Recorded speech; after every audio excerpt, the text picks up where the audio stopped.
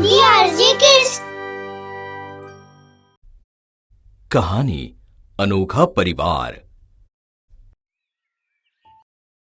एक गांव महिष्मती था। वहां एक परिवार रहता था। उसमें 3 विवाहित जोड़ियां रहती थी। इस परिवार में बहुओं के कारण एकजुटता थी, पर तीनों भाई आपस में एक दूसरे से चिढ़ते थे। इससे पूरा परिवार दुखी था। एक दिन सास ने तीनों बहुओं को बुलाया और कहा, बहुओं, तुम तीनों जानती हो कि मैंने तुम्हें हमेशा अपनी बेटी की तरह समझा है और इस परिवार को अब तक एक साथ बनाए रखा है। लेकिन अब तुम तीनों को ही इस परिवार को आगे संभालना है। जी माँ जी, हम आपकी बात समझ रहे हैं और आपके आदेश का पालन करेंगे। बहुओं, जैसा तुम लोगों को पता है कि तीनों भाइयों में सही मेल नहीं बैठ रहा है। मैं चाहता हूँ कि तुम तीनों कुछ ऐसा करो कि वो फिर एक साथ हो जाए। बहुओं, मैंने तो तीनों भाइयों को समझाने की बहुत कोशिश की, लेकिन उनके बीच का तनाव दिन ब दिन बढ़ता ही जा रहा है। मैं चाहती हूँ कि मेरा परिवार पहले की तरह वापस खुशहाल हो जाए। मैं भी यही चाहता हूँ। इस उम्र में अपने बच्चों को आपस में लड़ते हुए देखकर अच्छा नहीं लगता। पता नहीं तीनों के बीच ऐसा क्या हुआ है। बचपन में तो इनमें इतना प्यार था। मेरा दिल कहता है कि वो प्यार अब भी है, लेकिन शायद उनके बीच कुछ अनकही बातें हैं जो उन्होंने अपने दिल में दबा कर रखी हैं। जब तक तीनों अपने दिल की बात एक दूसरे से नहीं कहेंगे, तब तक उनके बीच मतभेद होते ही रहेंगे। जी माँ जी, आप सही कह रही हैं। आप और पिताजी जैसा चाहते हैं वही होगा।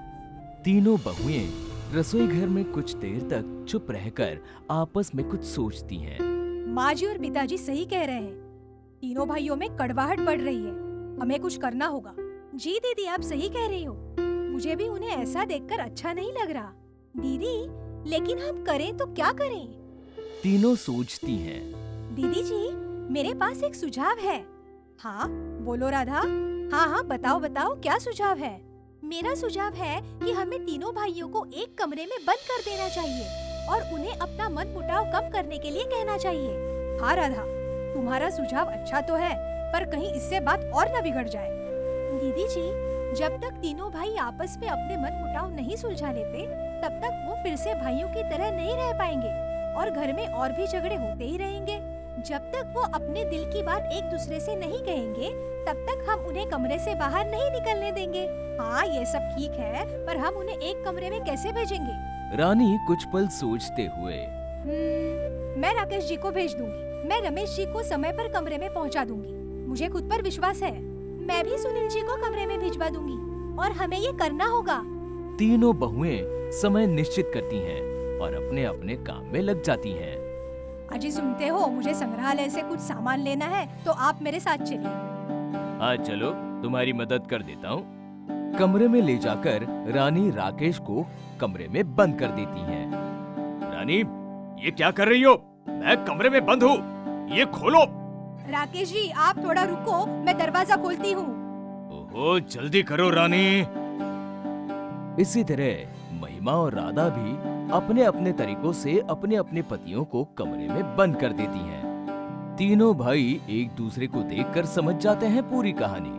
तभी दरवाजे के नीचे से एक पत्र आता है। अरे देखो, कोई पत्र आया है। हाँ, मैं देखता हूँ। क्या लिखा है उसमें? पढ़ो उसे। हम तीनों ने आपको इस कमरे में बंद कर दिया है ताकि आप आपस में बात करो और समस्या का समाधान करो।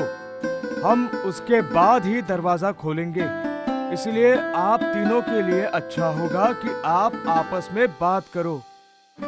तीनों भाई मुंह बनाते हुए एक दूसरे से अपनी बात करते हैं। हम तीनों बहुओं को अच्छे से जानते हैं। वो तीनों हमें तब तक बाहर नहीं जाने देगी जब तक हम फिर से साथ ना हो जाए। हाँ, आप सही बोल रहे हो बड़े भैया।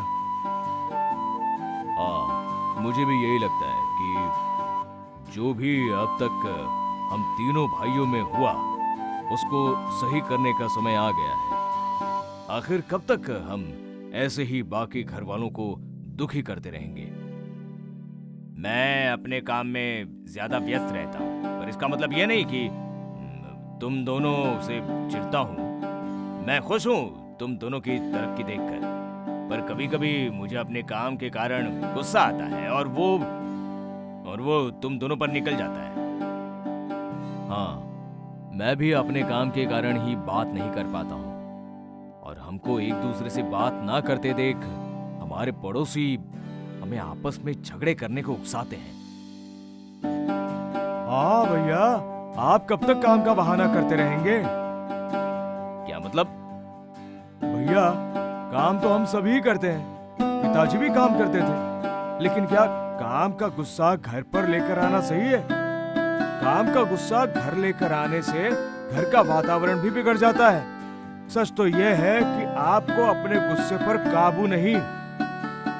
भैया, मैं सुनील से बिल्कुल सहमत हूँ। आप बचपन में इतने गुस्से से भरे नहीं थे।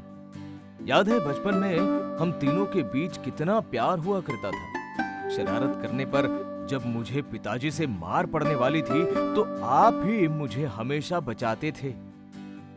हाँ भैया, हम दोनों आप ही को देखकर आपसे सीख कर बड़े हुए, लेकिन आप अचानक इतने बदल कैसे गए?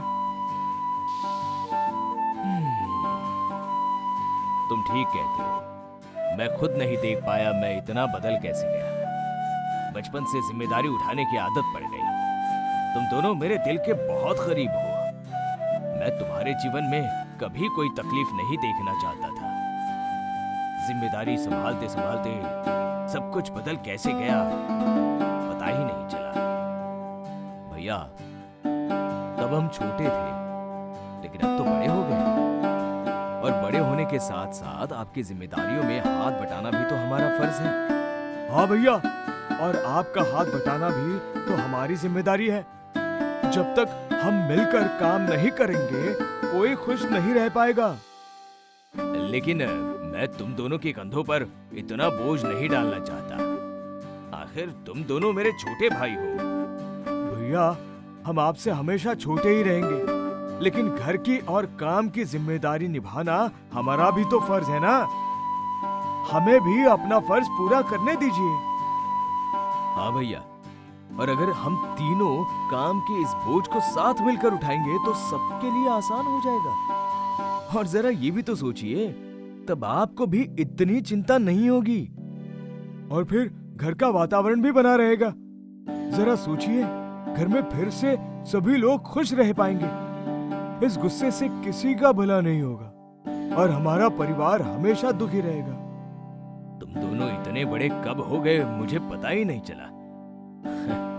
बाबूजी सच कहते थे, जब घर के छोटों को अपनी जिम्मेदारियों का एहसास हो जाए तो वो बड़े हो जाते हैं। मैं तुम दोनों से माफी मांगता हूँ, मुझे बात समझने में थोड़ी देर लग गई। तीनों भाई आपस में गले मिलते हैं। 4 घंटों बाद तीनों भाई एक पत्र लिखकर दरवाजे के नीचे से भेज देते हैं, और बड़ी बहू उसको पढ़ती है।